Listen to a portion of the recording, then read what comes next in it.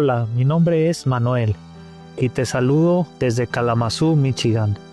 Aprendamos juntos el versículo de memoria de la lección número 5, que se encuentra en el libro de Josué, capítulo 10, versículo 42. Todos estos reyes y sus tierras tomó Josué de una vez, porque el Señor Dios de Israel peleaba por los israelitas. Dios te bendiga. A lo largo de esta semana hemos recorrido uno de los temas más profundos y, a la vez, más desafiantes de toda la Biblia: las guerras ordenadas por Dios. Detrás de cada relato, más allá del sonido de espadas y de las murallas derrumbadas, descubrimos una verdad más grande. El conflicto nunca fue entre pueblos, sino entre el bien y el mal, entre la luz y las tinieblas, entre un Dios de justicia y un enemigo de destrucción. Entender esto transforma la manera en que leemos la historia y en que entendemos la misión de Dios en nuestras vidas. El libro de Josué no es solo una narración de conquistas, sino una crónica del poder divino obrando en favor de su pueblo. Todos estos reyes y sus tierras tomó Josué de una vez, porque el Señor Dios de Israel peleaba por los israelitas. Josué 10:42.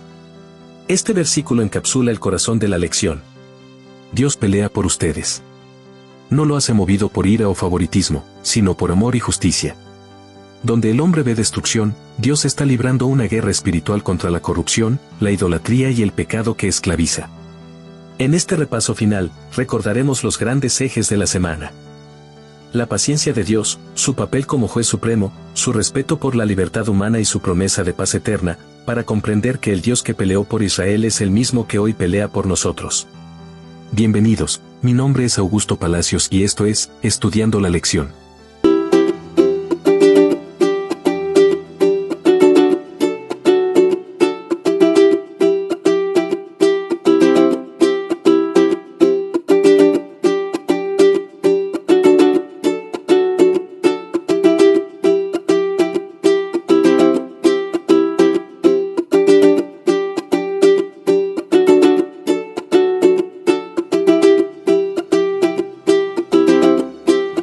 Viernes, 31 de octubre.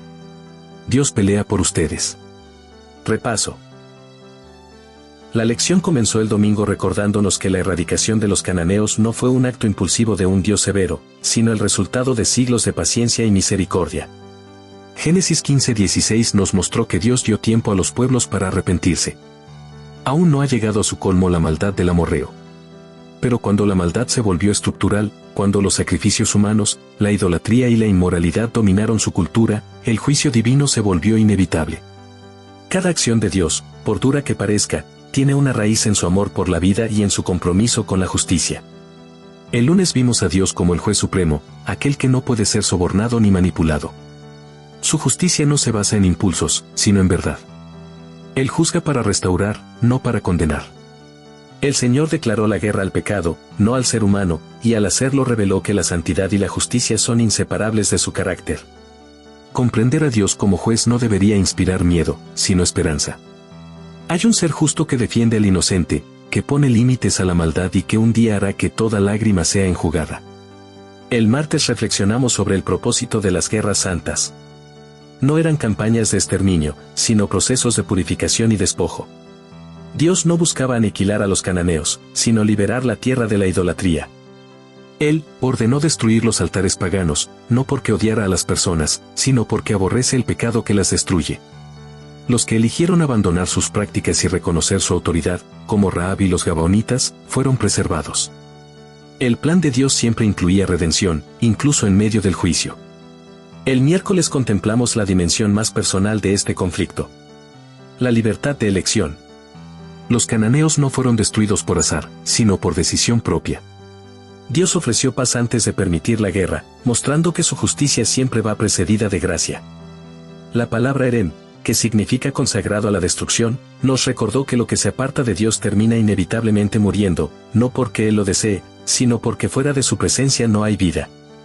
La historia de Rahab y Acán evidenció que el destino no depende del linaje, sino de las decisiones que cada uno toma ante Dios. El jueves, en contraste con las escenas de guerra, apareció la figura más gloriosa de toda la historia: el príncipe de paz.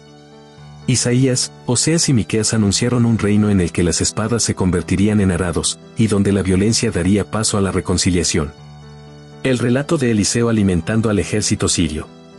Segunda de Reyes capítulo 6, versos 16 al 23, ilustró que el poder de Dios no está en la espada, sino en el amor. El mismo que pelea nuestras batallas es quien transforma enemigos en hermanos. Esa es la victoria más grande de todas. El espíritu del conflicto cósmico, presente en toda la Escritura, nos muestra que cada guerra, cada juicio y cada acto de Dios forman parte de una batalla mayor. La defensa de su carácter ante el universo. Dios pelea por su ley, por la verdad y por la salvación de sus hijos. Su objetivo no es aplastar a los rebeldes, sino erradicar el pecado para que nunca más se repita. Cuando comprendemos eso, las escenas de Josué dejan de parecernos sangrientas y se revelan como símbolos del juicio final, cuando el mal será destruido y la paz será restaurada para siempre. Ellen G. de White lo expresa así.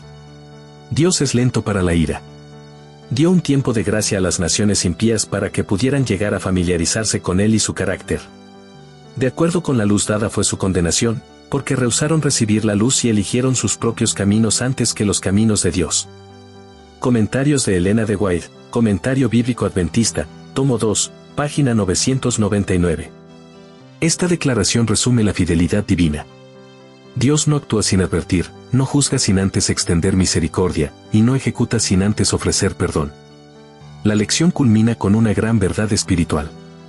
El Dios que pelea por Israel también pelea por nosotros hoy. No lucha con espadas ni ejércitos, sino con su Espíritu Santo, que combate en el terreno más difícil de todos, el corazón humano. Allí se libra la guerra más decisiva, porque la victoria de Dios se manifiesta cada vez que alguien elige obedecerle, perdonar o renunciar al mal. En esa batalla invisible, el cielo pelea a nuestro favor. El mensaje de esta semana trasciende la historia antigua. Nos enseña que Dios nunca pelea por poder, sino por amor, nunca destruye por venganza, sino que actúa para preservar la vida. Cada juicio suyo es un acto de misericordia, y cada guerra que libra apunta hacia la paz eterna. Dios pelea por ustedes no es una frase simbólica, es una realidad espiritual. Él pelea cuando intercede por nosotros, cuando nos defiende del enemigo, cuando transforma el dolor en esperanza y la derrota en testimonio. En un mundo que todavía vive en conflicto, esta lección nos invita a confiar en aquel que jamás ha perdido una batalla. Porque cuando Dios pelea por nosotros, el resultado siempre es el mismo. La victoria de la fe, la justicia de su reino y la paz eterna del corazón.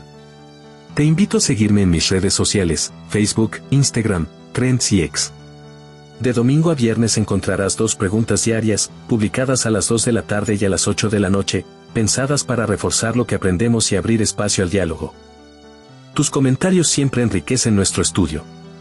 Y no olvides prepararte para la lección de la próxima semana. El enemigo interno. Cada nuevo estudio es una oportunidad para oír la voz de Dios y renovar nuestra esperanza en Él.